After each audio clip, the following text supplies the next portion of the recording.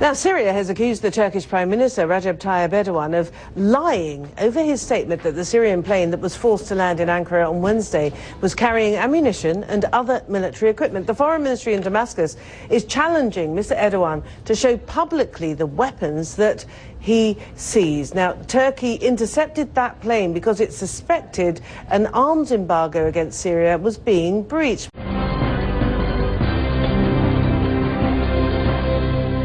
Russia's foreign ministry has accused Turkey of endangering the lives of Russian passengers on board the plane. It's demanding a full explanation. Observers say the incident could further strain relations between Russia and Turkey. The two countries are increasingly at odds following Syria's recent shelling of a Turkish border town.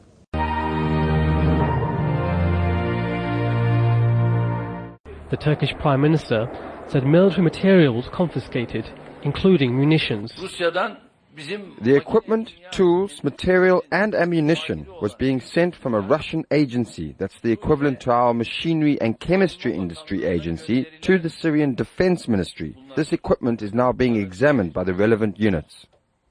However, there are no details from Turkish investigators as to what was found, and a Syrian engineer on board the plane confirmed the Damascus government narrative that there were no illegal materials in the aircraft.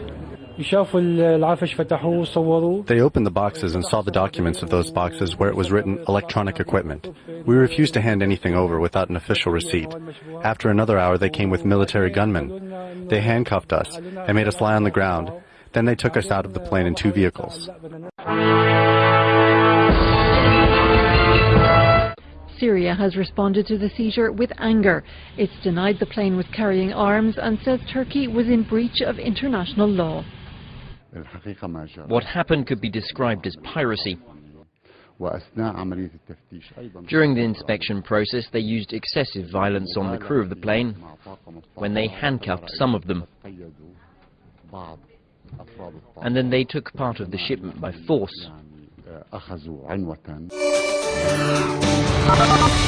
The Turkish government has made it clear it will not allow its airspace to be used for any military equipment to go through Turkey to Syria, and it will intercept other vehicles as well. This has happened in the past. Turkey has intercepted Iranian planes and trucks and seized contents that were destined for Syria as well. The Turks are being coy about what exactly was carried in the cargo hold.